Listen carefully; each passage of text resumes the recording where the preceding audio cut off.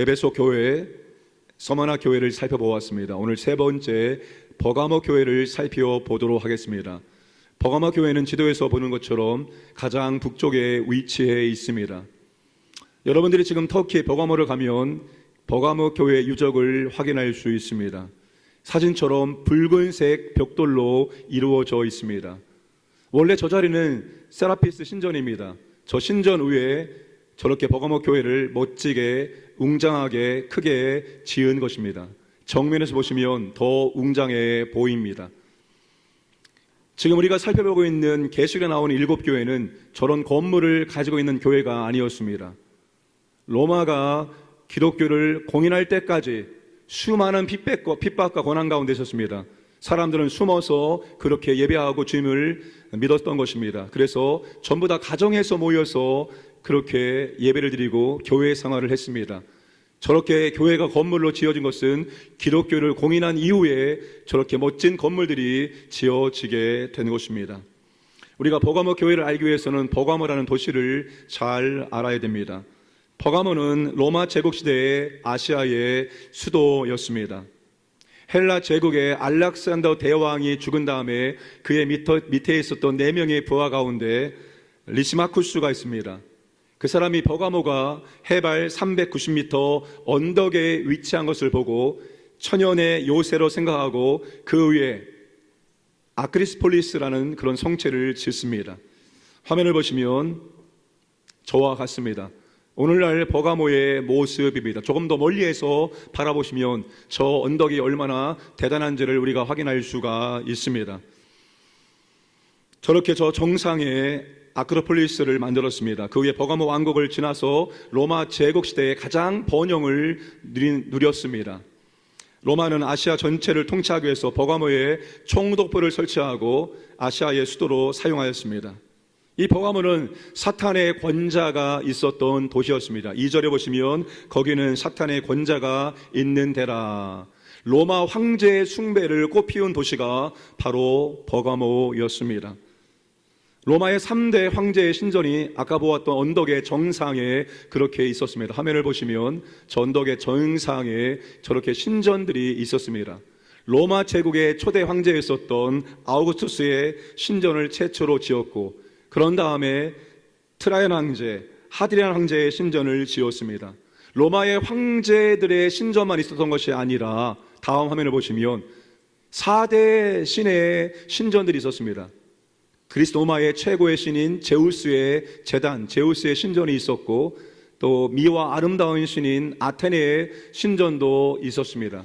그리고 술의 신인 디오니소스 신전도 있었습니다. 그리고 의술의 신인 아스클레피오스의 신전도 있었습니다. 저 정상에 황제의 신전들과 여러 신들의 신전이 빼곡하게 들어차 있었던 것입니다. 이 버가모는 도서관으로 유명했습니다. 1세기의 가장 큰 도서관이 북아프리카의 알렉산드리아라는 도시에 있었습니다.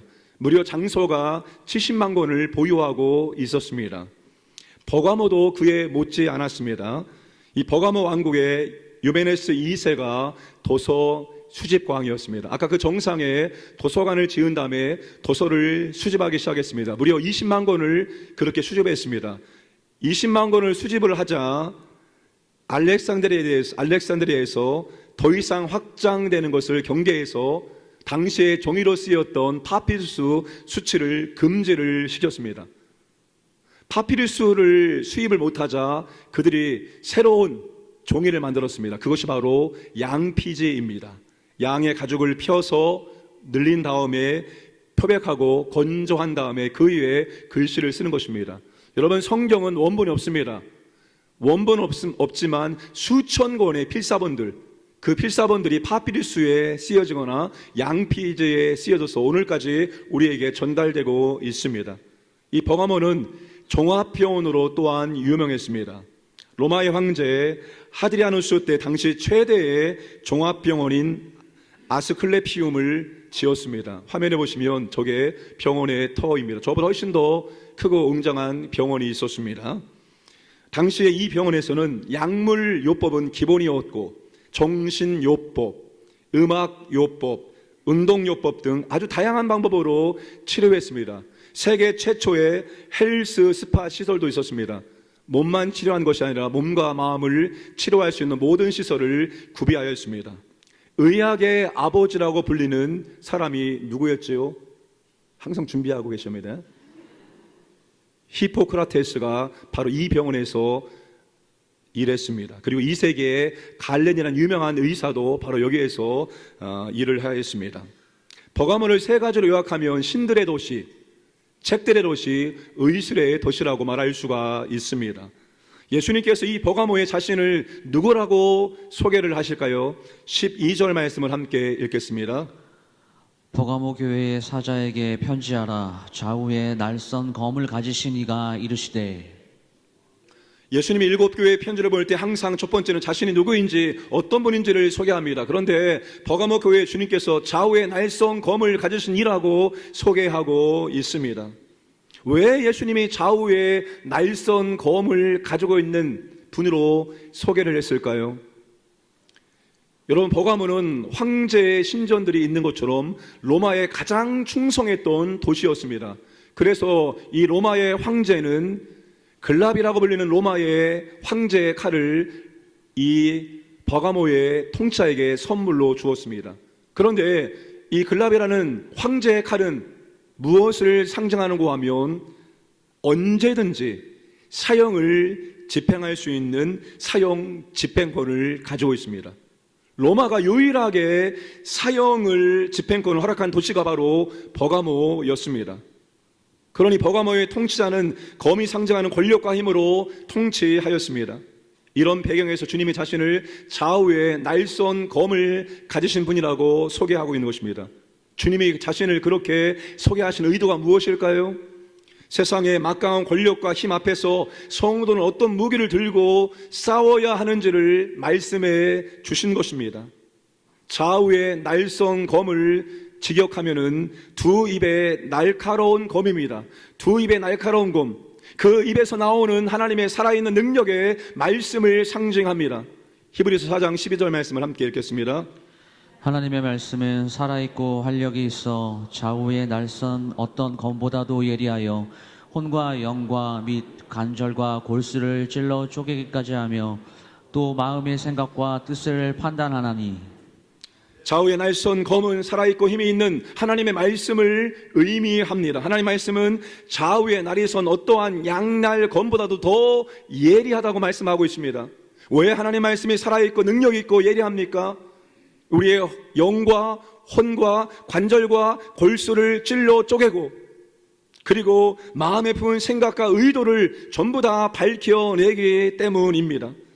바울은 좌우의 날선 검을 에베소서 6장 17절에서 성령의 검이라고 말했습니다. 우리에게 하나님의 전신 갑주를 취하라 말합니다. 머리에 구원의 투구를 쓰고 가슴에 의의 호신경을 붙이고 허리에 진리의 띠를 띠고 한 손에 믿음의 방패, 한 손에 성령의 검을 들고 평안의 복음의 신을 신고 하나님의 전신 갑주로 무장하라. 그 하나님의 전신 갑주 가운데서 우리에게 유일한 무기가 바로 성령의 검입니다. 하나님의 살아있는 말씀입니다.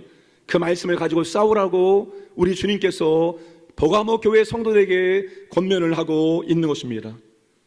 버가모의 통치자가 권력과 힘을 상징하는 검을 휘두르고 있는 무시무시한 상황 가운데서 너희들에게 진정을 필요한 것은 무엇이냐? 바로 성령의 검, 좌우의 날선 검, 하나님의 말씀이라고 주님께서 이야기하고 계신 것입니다.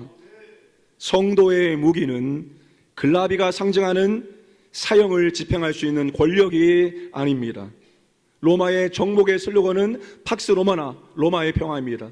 그 평화는 막강한 군사력과 막강한 경제력으로 유지가 되어지는 것입니다. 힘으로 싸워서 정복하고 힘으로 평화를 유지하는 것이 바로 로마의 평화, 팍스 로마나입니다.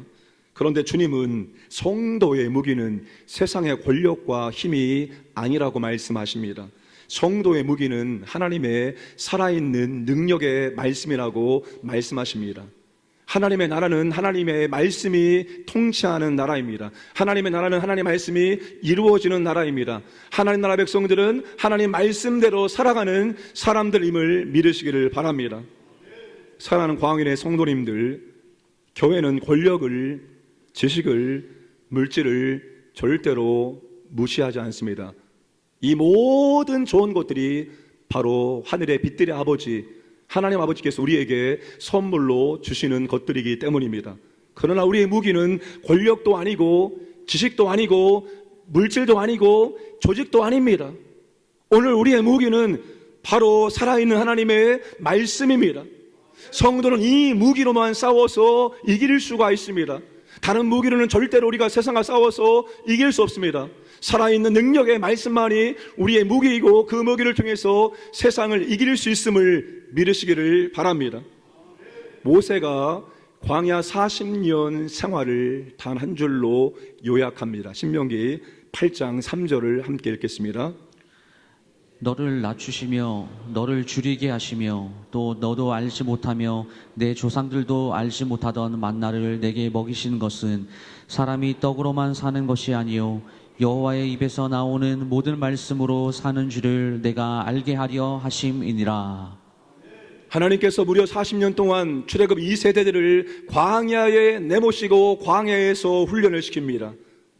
출애굽 1세대가 가나안 땅을 코앞에 남겨두고 하나님의 약속의 말씀을 불신하고 불순종함으로 그들이 실패했습니다. 하나님은 2번 실패하지 않으십니다.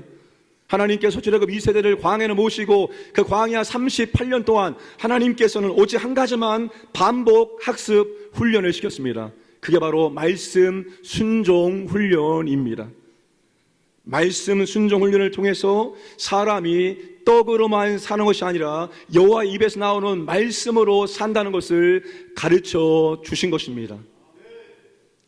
광야에서도 하나님 말씀을 붙들고 순종하며 살 수 있다는 겁니다. 여러분들이 광야를 가보셨습니까? 물이 없는 곳, 먹을 것이 없는 곳, 길이 없는 곳, 뜨거운 태양이 내리쬐는 곳, 불뱀과 불정갈이 있는 곳, 사람이 살 수 없는 곳입니다. 그러나 그 광야에서조차도 하나님의 말씀을 붙들고 살면 말씀에 순종하면 하나님께서는 얼마든지 살게 하실 수 있다는 겁니다. 이걸 무려 40년 동안 출애굽 2세대에게 반복 훈련을 하나님께서 시키신 것입니다. 하나님 말씀이 우리의 생명의 양식이고 하나님 말씀이 우리의 강력한 무기임을 믿으시기를 바랍니다. 성도는 세상에서 말씀을 무기로 싸우는 것입니다. 돈으로 싸우는 게 아닙니다. 조직으로 싸우는 것이 아닙니다. 지식으로 싸우는 것이 아닙니다. 성도는 오직 세상에서 살아있는 능력의 말씀을 붙들고 말씀으로 싸우는 거예요. 말씀에 순종하고 말씀대로 사는 것, 그것이 세상에서 말씀으로 싸우는 것입니다. 주님은 지금은 세상의 막강한 권력이 버가모 교회를 위협하고 있는 상황 속에서 다른 것 붙들지 말고 좌우의 날성검 하나님 말씀 붙들고 그 말씀대로 순종하며 살 것을 부탁하고 있습니다. 버가모 교회는 엄청난 외부의 핍박 앞에서 그들은 승리했습니다. 주님께서 그들을 칭찬하십니다. 13절 함께 읽겠습니다. 내가 어디에 사는지를 내가 아노니 거기는 사탄의 권자가 있는 데라. 내가 내 이름을 굳게 잡아서 내 충성된 증인 안디바가 너희 가운데 곧 사탄이 사는 곳에서 죽임을 당할 때에도 나를 믿는 믿음을 저버리지 아니하였도다. 지금 주님께서 버가모 교회 성들에게 강조하는 것이 있습니다. 너희가 어디에 살고 있는지, 너희가 지금 어느 곳에 있는지 내가 알고 있다고 말합니다. 너희들이 있는 그곳, 너희들이 살고 있는 그 지역이 바로 사탄의 권자가, 사탄의 보호자가 있는 곳이라고 말씀을 하고 계십니다. 버가모 가장 높은 곳, 가장 좋은 자리에 거대한 신전들이 그렇게 자리를 잡고 있었습니다. 버가모 교회는 막강한 권력의 배박 속에서 주님의 이름을 굳게 잡고 그 이름을 믿는 믿음을 저버리지 않았습니다. 충성된 증인 안디바가 순교하는 상황 속에서도 그들은 믿음을 절대로 포기하지 않았다는 것입니다. 안디바는 합성어입니다. 안티와 파스의 합성어입니다. 안티는 반대하여, 파스는 모든 것, 안디바는 모든 것에 반대하여라는 뜻입니다.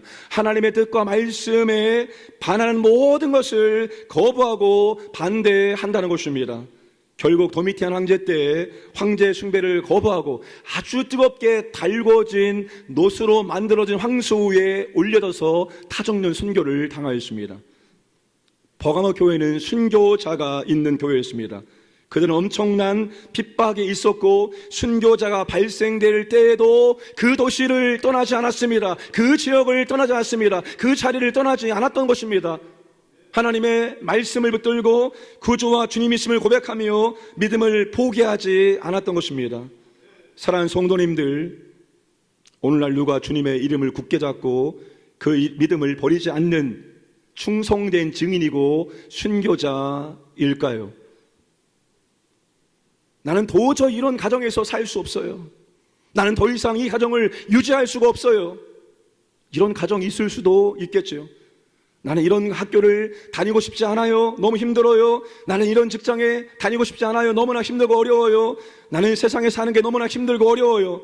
나는 여기에 있는 것이 너무나 힘들고 어려워요. 나는 이것을 감당하는 것이 너무나 힘들고 어려워요. 이런 환경에 있는 것이 너무나 힘들고 어려워요. 그래서 빨리 여기를, 이곳을, 이 일에서 벗어나고 싶어요. 이런 생각이 들 때가 우리의 인생 가운데, 믿음의 여정 가운데 왜 없겠습니까? 바로 그런 곳에서 예수님 때문에 내 성질대로, 내 고집대로, 내 본성대로 말하지 않고 행동하지 않고 예수님의 증인으로서 믿음으로 살아내는 사람이 오늘날 충성된 안디바이고, 그런 사람이 오늘날 현대판 순교자가 된다는 것입니다. 여러분, 순교는 선교지에 가서 죽는 것만이 순교가 아닙니다. 정말로 죽을 것 같은 상황과 환경 속에서, 여러분 그런 환경과 상황에 처할 때가 있지 않겠습니까? 정말로 죽을 것 같은, 정말로 감당하지 못할 것 같은 그런 여러분 환경에 들어갔을 때 예수님이 주님이십니다. 나는 주님의 뜻에 순종하겠습니다. 그렇게 믿음으로 살아내는 사람이 오늘날 여러분 순교자입니다. 내가 어디에 있든지 무엇을 하든지 너무 힘들고 어려워도 그곳에서 예수님의 증인답게 살아내는 사람이 오늘날의 순교자임을 믿으시기를 바랍니다. 그런데 여러분, 그런 곳에서 내가 살아있으면 절대로 그런 상황에서 믿음으로 감당할 수 없습니다.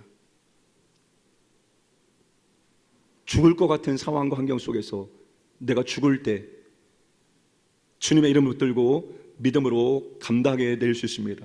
바울이 나는 날마다 죽노라, 나는 날마다 죽노라, 내가 날마다 죽음으로 말미암아서 그 고난과 핍박의 상황 속에서 그 속에 있었던 그리스도가 드러나게 되었다는 것입니다.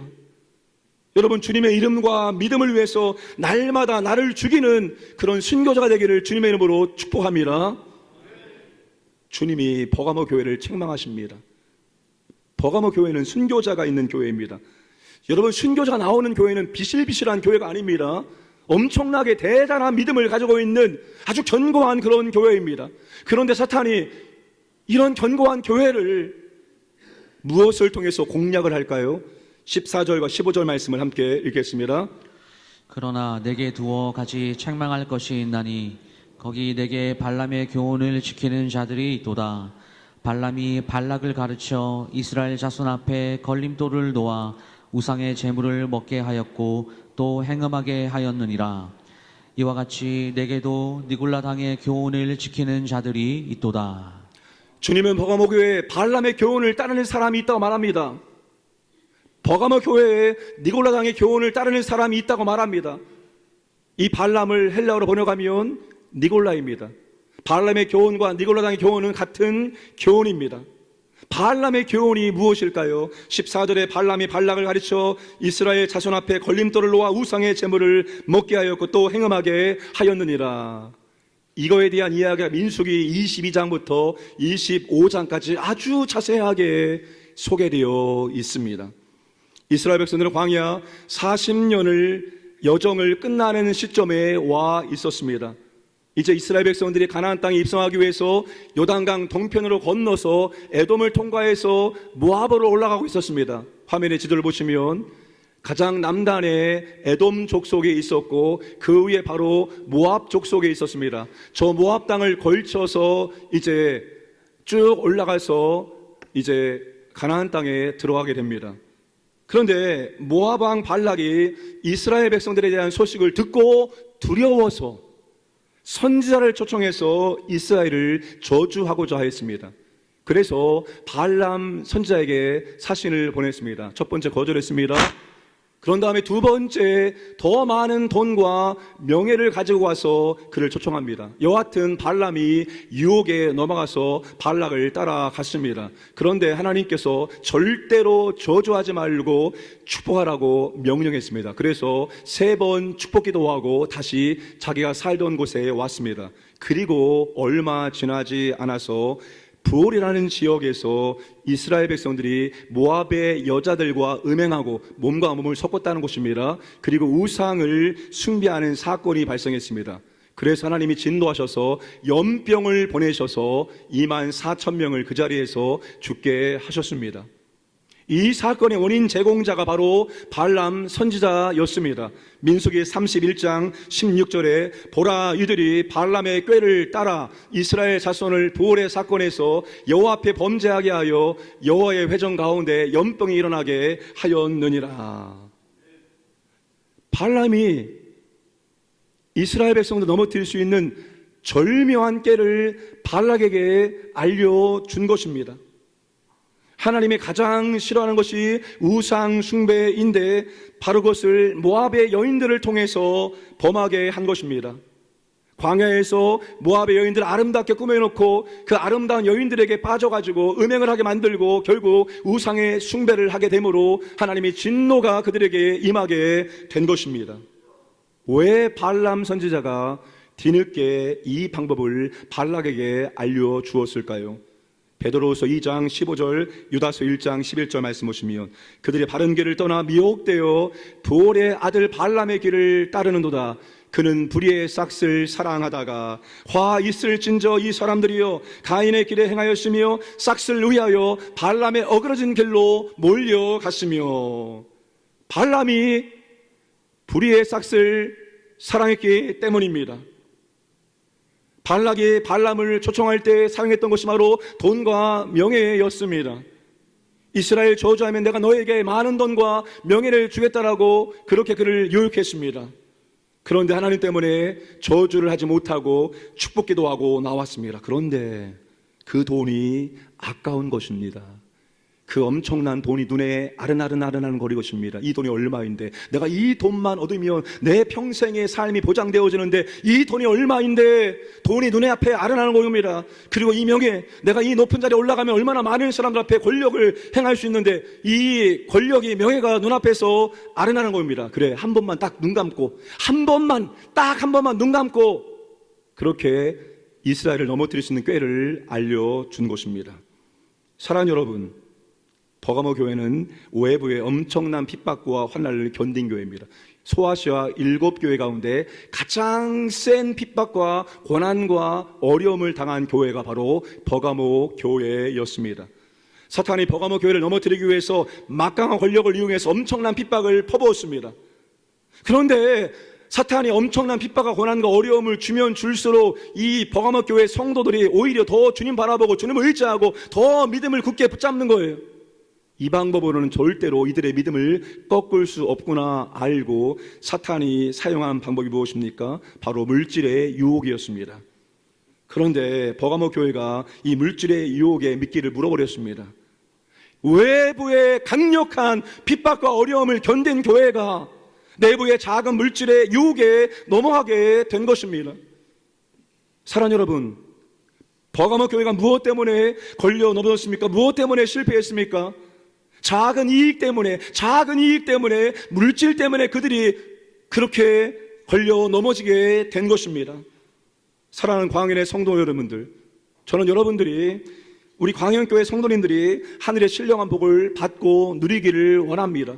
사회적으로 정치, 경제, 문화, 교육 정말 높은 자리에 올라가셔서 정말 멋지게 한번 개혁을 단행할 수 있기를 원합니다. 하나님 이 땅을 살아갈 때 건강의 복도 주시고 물질의 복도 넘치도록 주시기를 원합니다. 그런데 물질의 유혹이 우리의 믿음을 무너뜨릴 수 있다는 것을 명심하시기 바랍니다. 물질은 너무나 유용합니다. 여러분, 돈이 얼마나 좋습니까? 전 세계를 여행하신 분들이 한결같이 하는 말씀이 대한민국이 가장 살기 좋다는 거예요. 가장 살기 좋고 가장 안전하고 먹을 것이 많이 있고, 단 조건이 있습니다. 무엇이 있으면? 뭐가 있으면? 돈만 있으면 세계에서 가장 살기 좋은 나라가 대한민국이라고 말합니다. 그만큼 돈은 우리의 삶 가운데 유용합니다. 그런데 그 돈이 우리의 믿음에 있어서는 가장 위험한 1순위라는 사실입니다. 물질의 유혹에 빠지면 믿음은 자라지 않고 믿음은 약해지고 끝내 걸려 넘어지게 되어 있습니다. 얼마나 많은 믿음의 용사들이 이 물질의 유혹에 걸려 넘었는지 모릅니다. 참 멋있게 사역했습니다. 참 멋있게 사역하고 하나님의 은혜 가운데 교회를 부흥시키고 능력 있게 사역했습니다. 그런데 이 물질의 유혹에 걸려 넘어지는 분들이 얼마나 많이 있는지 모릅니다. 자기 것을 챙기다가 자기의 이익을 챙기다가 걸려 넘어진 분이 얼마나 많이 있는지 모릅니다. 성경에 돈의 유혹에 빠진 사람들의 결말은 다 비참했습니다. 여호수아의 아가는 외투와 은덩어리와 금덩어리가 탐이 나서 몰래 가져와서 자기 장막의 땅속에 파묻었습니다. 그것 때문에 아이성 전투에서 실패했고 끝내 그가 범죄로 말미암아서 실패한 것을 알고 하나님의 심판으로 죽게 되었습니다.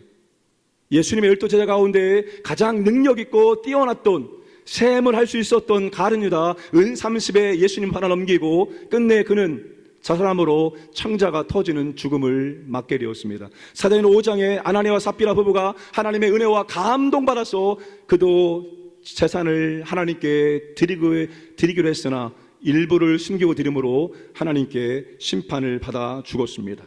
결국 발람도 돈 때문에 죽게 되었습니다. 하나님은 유독 물질의 문제에 대해서는 자비를 베풀지 않고 있는 것처럼 보여집니다. 왜 하나님께서 이 물질에 대해서 단호하게 그렇게 우리를 대하실까요? 이유가 뭘까요? 물질은 하나님과 버금가는 강력한 우상이기 때문입니다. 물질은 하나님과 견줄 수 있는 만몬신입니다. 그래서 하나님께서는 물질에 대해서 우리에게 단호하게 그렇게 처벌을 하시는 것입니다. 사람이 떡으로만 사는 것이 아닙니다. 우리는 하나님의 은혜로 사는 사람들입니다. 그러니 여러분, 물질을 따라가지 마시기 바랍니다. 물질을 따라가지 마시기 바랍니다. 믿음을 따라가시고 말씀을 따라가시기를 주님의 이름으로 부탁을 드립니다. 마지막으로 주님은 이기는 자에게 만나와 흰돌을 주신다라고 약속을 하십니다. 17절 함께 읽겠습니다. 귀 있는 자는 성령이 교회들에게 하시는 말씀을 들을지어다. 이기는 그에게는 내가 감추었던 만나를 주고 또 흰 돌을 줄 터인데 그 돌 위에 새 이름을 기록한 것이 있나니 받는 자밖에는 그 이름을 알 사람이 없느니라. 이 감추어진 만나는 결국 요한복음 6장 35절을 보시면 생명의 떡이 되시는 예수님을 상징한다는 것을 알 수 있습니다. 감추었던 만나가 바로 예수님입니다. 믿음으로 이기는 버가모 교회 성도들에게 주님 자신을 주겠다는 것입니다. 다시 말하면 그들에게 영과 육의 생명을 주님께서 공급해 주신다는 의미입니다. 흰돌은 법정에 사용되었습니다. 흰돌은 무죄를 의미하고 검은 돌은 유죄를 의미합니다. 그런데 흰돌은 잔치의 초대장으로 사용되었습니다. 흰돌에 새겨진 새 이름이 바로 초대장입니다. 여러분, 이것이 무엇을 의미할까요? 천국에서 주님과의 혼인잔치에 참여할 수 있는 초대장이라는 것입니다. 예수님 우리의 신랑 되시고 우리는 주님의 거룩한 신부인데 이 초대장을 들고 우리는 천국의 혼인잔치에 들어갈 수 있다는 것입니다. 사랑하는 여러분, 세상과 물질의 유혹에 빠지지 않은 거룩한 신부들이 주님과 즐거운 혼인잔치를 할 수 있다는 것을 기억하시기를 바랍니다. 우리는 이 세상에서 누릴 것을 다 누리고 살다가 천국에 가는 사람들이 아닙니다. 이 세상에서 누리지 못한 우리의 안식과 우리의 누림은 천국에 남아 있습니다. 우리에게는 천국의 혼인잔치가 기다리고 있다는 것입니다. 그러므로 하나님을 모르는 사람은 아무리 성공한 인생을 살았다 할지라도 실패한 것입니다. 그분들이 살아있는 동안에 부와 명예와 권력과 업적을 아무리 많이 쌓았을지라도 그분들은 죽음과 동시에 그 모든 것들을 다 잃어버리게 되어지고 그 즉시로 지옥불에 지옥에 들어가게 된다는 사실입니다. 여러분, 다 잃고 가는 인생하고 이 세상에서 조금 고생했다 할지라도 끝이 잔치로 끝나는 인생, 어떤 인생이 진짜로 성공한 인생입니까? 이 땅에서 여러분 우리가 믿음 때문에 조금 고달프고 조금 부족하고 조금 어렵게 살았다 할지라도 우리의 끝이 잔치로 끝나는 인생이 진짜로 성공한 인생인 줄로 믿으시기를 바랍니다. 우리의 진짜 즐거움은 그때에 있습니다. 우리의 진짜 누림은 바로 그때에 있습니다.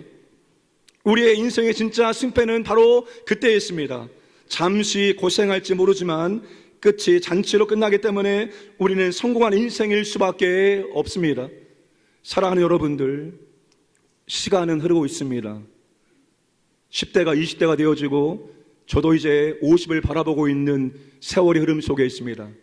어떤 분들은 이제 더 천국에 가까이 계신 분이 있을 수 있습니다.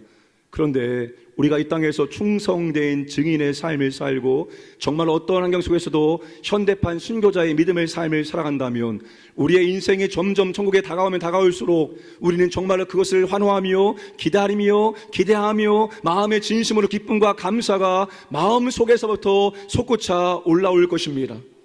우리 모두가 여러분 그런 삶을 살다가 정말로 천국에 가서 영원한 천국의 혼인잔치에 그 기쁨과 즐거움을 누릴 수 있기를 주님의 이름으로 축복합니다. 천국의 혼인잔치를 바라보고 기대하면서 오늘 이 땅에 주님의 이름을 붙들고 믿음을 버리지 마시고 그 믿음을 붙들기를 원합니다. 성령의 검, 말씀을 붙들고 좀 말씀대로 살아보려고 애를 쓰고 그렇게 충성된 증인의 삶을 살아가심으로 우리의 신랑 되시는 예수님께서 우리를 보실 때 흐뭇해 하시는 그런 믿음의 사람 되기를 주님의 이름으로 축복합니다.